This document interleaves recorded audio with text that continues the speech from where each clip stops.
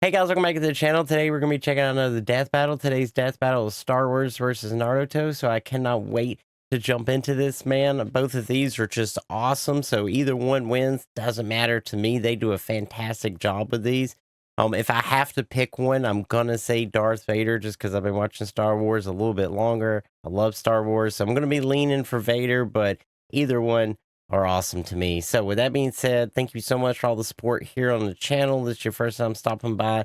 Don't forget to hit that sub button. And if you don't know already, I do stream on Twitch and TikTok, and I'll be sure to put all that down below in the description. So with that being said, let's go ahead and jump into it.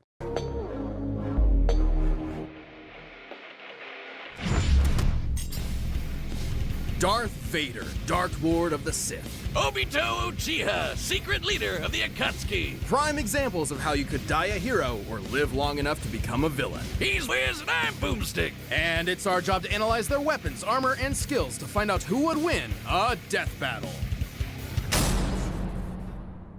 All A long right. time ago, in a galaxy far, far away, the Iron Fist of the Galactic Empire ruled everything.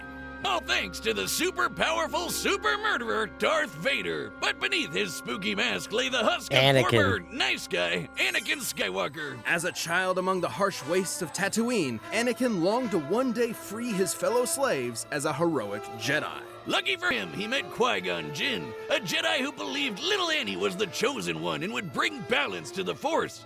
No pressure, right? So he took him under his wing to become the papa he never had. And I hate to say it because a lot of people criticize me about this, but Anakin is like my favorite Star Wars character.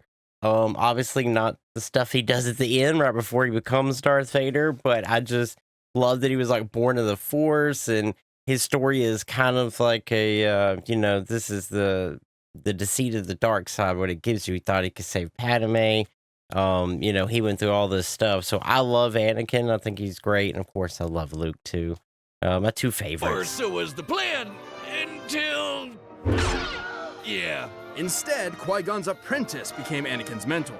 But while Anakin sought a father figure, Obi-Wan saw him as more of a brother. I'm sure that won't cause any awkward tension whatsoever. Drama and trauma aside, Anakin quickly became a powerful Jedi. He excelled in lightsaber combat and the Force, an energy field that binds all living things together. The Force lets Jedi move stuff with their mind, fend off mental attacks, predict the future, and make people believe these aren't the droids they're looking for. They're basically space wizards. Through rigorous Space training wizards. and a not unnoticeable natural talent, Anakin was particularly skilled in the Form 5 lightsaber fighting styles, Xian and Jem So.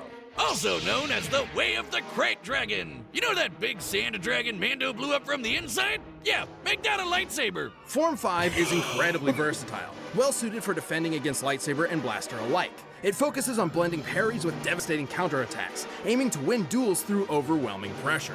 Perfect for the Padawan who just bulldozed his way through training to become a Jedi Knight. Even as a newly knighted Jedi, Anakin could keep up with some of the most experienced Jedi Masters and Sith Lords of his time. But he had plenty of other problems to deal with, like his late-blooming rebellious teenage angst. I mean, you don't just throw a kid into space monk school and expect him to forget everyone he ever cared about, right? Well, apparently that's what he was supposed to Apparently. The life of a Jedi can be difficult and cold, something Anakin could not accept. And so, rather than let his secret wife die in childbirth, he was seduced to the dark side through the promise of power. do. And so began his Jedi kill streak, until Obi-Wan gave him a glorious lava bath. How... refreshing? But thanks to his new Sith Master Palpatine, our young warrior was saved, reborn, rebuilt. He was now Darth Vader. Vader is a badass. Everyone knows it, and they're terrified of him. I mean, just look at the guy. As impressive as his armor appears, you might be surprised by its quirks. See, while the Jedi view the What's Force as that? an ally, the Sith see it as a tool from which they draw power through passion and emotion. Most potently, negative emotions. Palpatine trained Vader by not only making him believe he killed his wife, but also ensuring he would never forget the monstrous machine he had become. By making the suit suck ass and piss him off. Seriously, Vader hates this suit. The armor would beep at random times just to annoy him, and the life support system was outdated from the start. Sometimes it would even turn off for several minutes. That doesn't seem good for someone with burnt up lungs. And it was so heavy and clunky that he could barely walk, sometimes even resorting to moving himself with the Force. Oh man, I knew Palpy was evil, but I never knew he was such a dick. Well, despite these issues, the armor fulfilled its true purpose, crafting Darth Vader into the equivalent of a slasher movie villain commanding a galactic army. Nobody wants to mess with him. Thanks to the dark side of the Force, he can make maelstroms that blast everything away, form barriers that shield from all sorts of attacks, and choke anything that's even a minor inconvenience. Hell, sometimes he skips straight to crushing your lungs. One time, a droid named I-5 tried to kill Vader with a laser stated to move 300,000 kilometers per second. That's light speed, and Vader easily blocked it. And for as much bullshit as Palpatine threw at him, Vader was tough enough and stubborn enough to push through it. Palpatine knew that Vader would eventually try to kill him and take over the Empire. It's how the Sith work. So he constantly fanned Vader's hatred by sending assassins after him to make sure he was still worthy of being his apprentice. Oh, that's nothing. One time, he blasted off most of Vader's robo limbs, destroyed his armor, dropped him back on the lava planet, and told him to make his way back without the Force. An impossible task, yet one Vader accomplished. Yeah, because he Wow. really wants to kill Palpatine. And that hatred is apparently useful in keeping Force wielders alive, and has sustained many Sith in conditions that would otherwise kill them. I'm sorry, Liam Neeson. Should have hated a little more. Vader has killed hundreds, possibly thousands of Jedi, including Obi-Wan himself.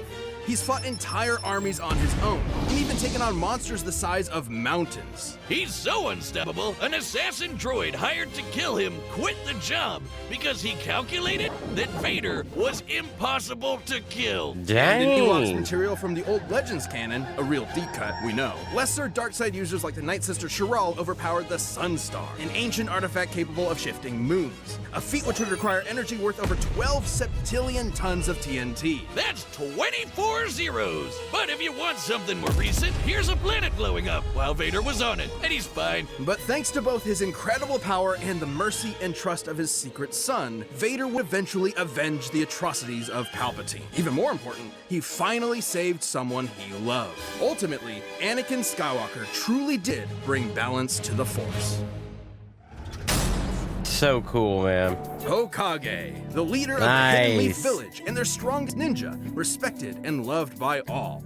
Though few have attained this title, many have strived for it. One such striver, sadly lacking in parents, wanted to both help people and be acknowledged by the rest of the village. And what better way to do that than having your face carved into a mountain? If you think of talking about Naruto, guess again! This is the story of Obito Uchiha! Obito unfortunately lacked the natural talent for ninja arts attributed to his Uchiha bloodline. So he signed up for ninja school and eventually joined a team with his rival Kakashi, his crush Rin, and their leader Minato. Where do you think I can get into a ninja school like that? Not one that teaches you to harness this form of chakra, a limited form of physical and spiritual energy that exists inside all human beings and, naturally, can be weaponized.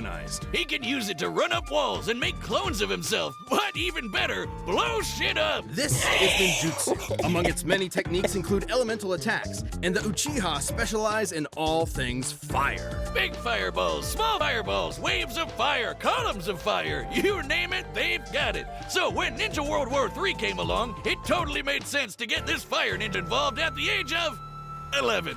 Yikes! Well, lucky for Obito, he had one more secret weapon up his sleeve. Eye socket.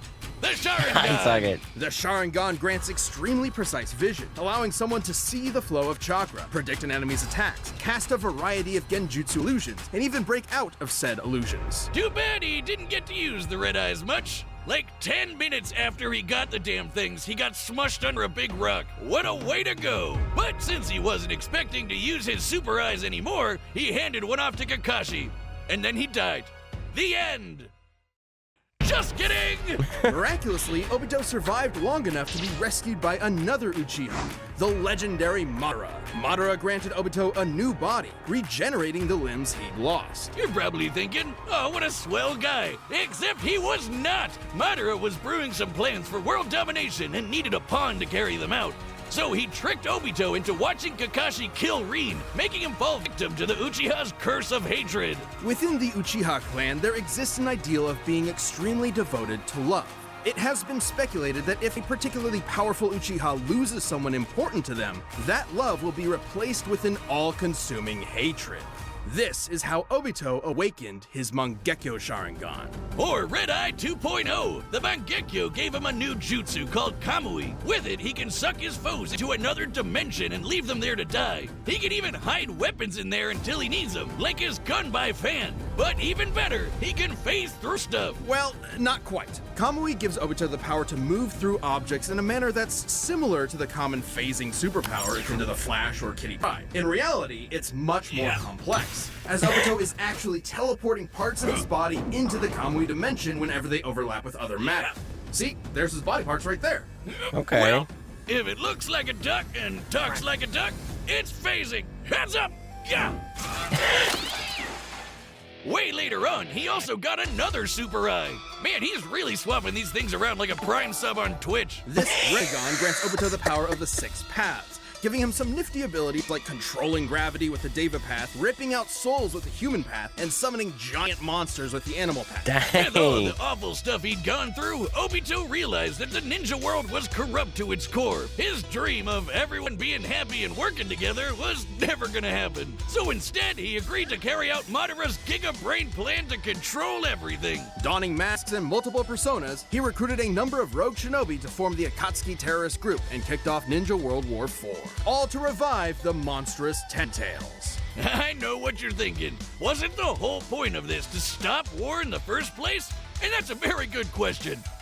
Anyway, the Ten Tails! A living mass of Anyway. near inexhaustible chakra, the Ten Tails possesses tremendous power. It can create massive thunderstorms and hurricanes, multiple clones of itself, and the devastating tailed beast bomb. Forget bomb! That's basically a super nuke! This chakra ball is so explosive, it can eclipse continents and reduce mountains to dust. Comparing the surface area of this blast to the surrounding mountains, dispersing that much mass within a fraction of a second must have yielded a kinetic energy worth over 13 septillion tons of TNT. That's 24 zeros! Again, Obito wanted Again. that power for himself and was willing to throw hands with anyone to get it. He's held up against master ninjas like Kakashi, Minato, and even Naruto in his Monster Energy Drink form, which could outmaneuver Monster the Energy fastest Drink attack form. from the Lightspeed Raikage. And he far surpassed all of them when he finally sealed the Ten Tails within himself, becoming its Jinchuriki. This little makeover granted him unlimited flight, power rivaling the legendary Sage of 6 Paths, and the truth-seeking orbs. These special little bowling balls can shapeshift into any form the user wants,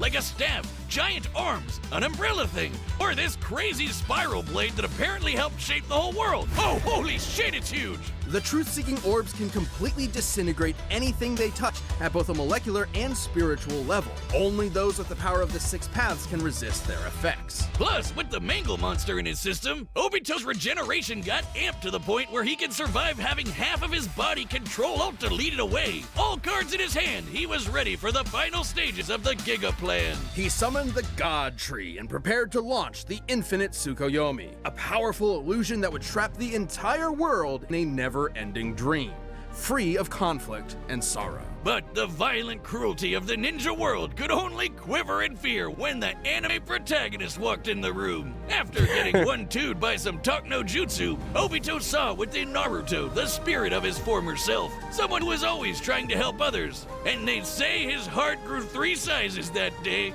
Obito joined Naruto and Kakashi in saving the world, giving his life to protect his friends. And in his last moments, he entrusted them with reaching the dream he had so long ago, to become Hokage, of which they both succeeded. Though he may have lost his ninja way, Obito Uchiha overcame his hatred and helped realize the world he wanted.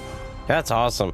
I actually didn't know some of that because I haven't finished Naruto yet. I'm a good ways into it. I just haven't finished yet. I knew some of that, but not all that. That's awesome, dude.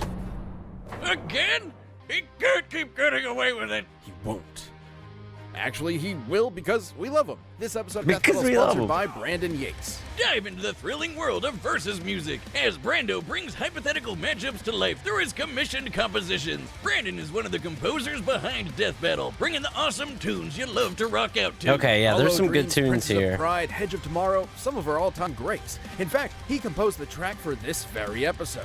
Please support Brandon's work and enjoy more of his music by subscribing to his channel and following him on Spotify. Yeah, Have I'll you go ever check had a them matchup out. that you want to see on the show and you just wish you had the music track for it? Well, fans of Death Battle have been loving Especially the music track during the was it Thor and Vegeta fight was good, and the Frieza Megatron. Those are Brandon's really good. hundreds of commissioned tracks for years. Everything from hard rock to jazzy to electronic to orchestral choirs. And because Brandon is literally one of the main composers of this show, every track he makes sounds straight out of Death Battle itself. Love the music from Death Battle? Then don't wait. Subscribe to Brandon Yates' YouTube and follow him on Spotify right away.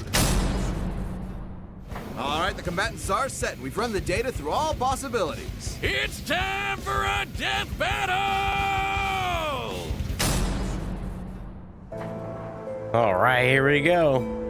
I sense your fear, your anger, and a power. I will be taking it. That power will save this cursed world. You'll have to pry it from my cold, dead hands. Then you will die. What?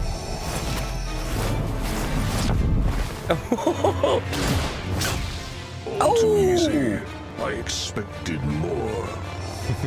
I won't disappoint.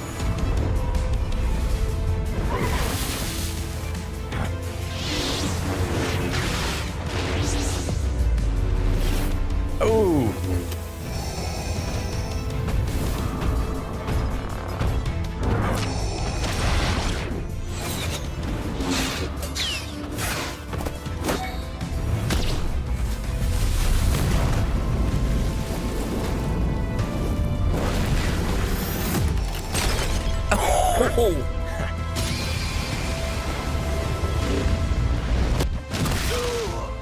Oh.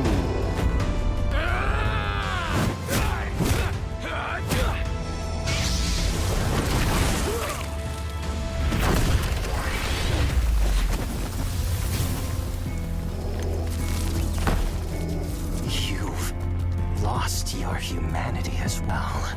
On the path of the dark side, it is inevitable. Uh-oh. Not looking good for Vader.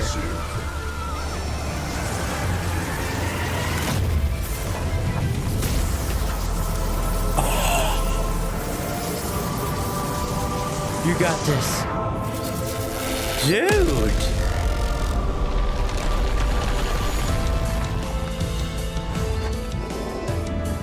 No.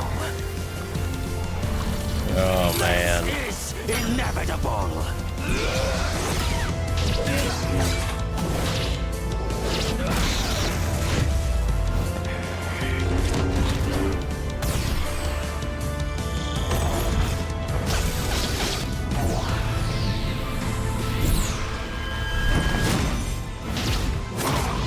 Ooh.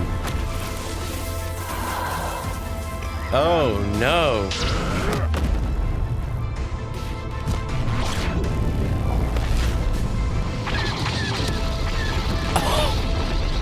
Well, that's cool. This gift and die. Too late. There it goes.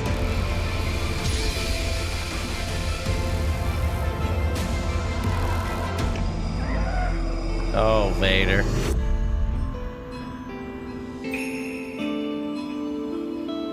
Anakin.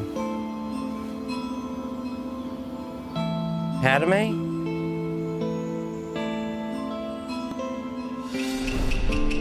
You are liberated from hell. Find peace in the next life.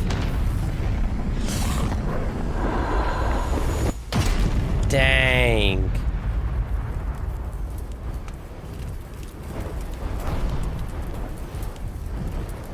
Man. KO! well, Vader may have been able to beat Obi-Wan, but he just couldn't handle Obi-2. Hey, let's be honest though, it was close. It was close. Like the whole I thing wasn't in there, dude. It was close though. I enjoyed it. I'm fine with either one. It's obviously leaning toward Vader a little bit, because I thought he was dead when he got hit with the bomb, and when he stopped it, I was like, oh, didn't know that was a thing. Okay, that's cool. Was a fairly That was good. That was a good battle. Both Darth Vader and Obito were roughly even in power and speed, so it truly came down to their skill and arsenals. And boy, did they okay. have some deep bags of tricks, even some of the same tricks. Yeah, Both if it comes down could to fend off mental skills, attacks. Both could move things it's hard to around beat with a their ninja, minds, you know? And they both even had options to instantly kill each other. Vader could simply force crush Obito's body, but Obito could just as easily rip out Vader's soul. However, Obito had a few more impressive options available to him, edging out just enough to earn a win. For starters, Kamui made Obito extremely difficult just to touch, let alone injure. And as a Jinchuriki, he could regenerate from half of his body getting destroyed. While the dark side could help Vader survive extreme conditions, it obviously can't regrow limbs. Plus, Yeah. thanks to his wide array of jutsu, Obito would eventually overwhelm Vader. While chakra may normally be a limited source of energy, unlike the Force, the Ten Tails provided Obito with an unlimited supply. And since chakra is both spiritual and physical energy,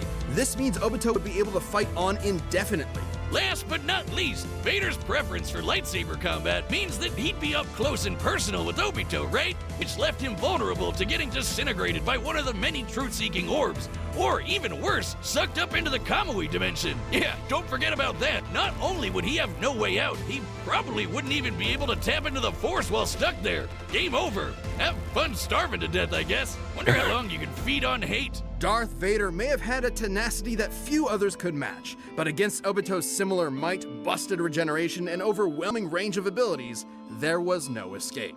In the end, Vader's victory just wasn't meant to be. The winner is Obito Uchiha. That was a good one. Thanks for watching. Stay tuned, we have a new death battle releasing every 2 weeks this year. All right, man. Well, that was another great one. Thank you guys for recommending. It was dope. I really, really enjoy Star Wars and Naruto, so that was really good, man.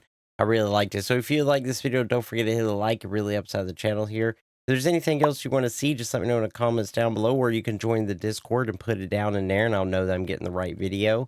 But that's it, man. That was just great. I appreciate you being here, and I'll see you in the next video. So do not forget, Historic Army for life.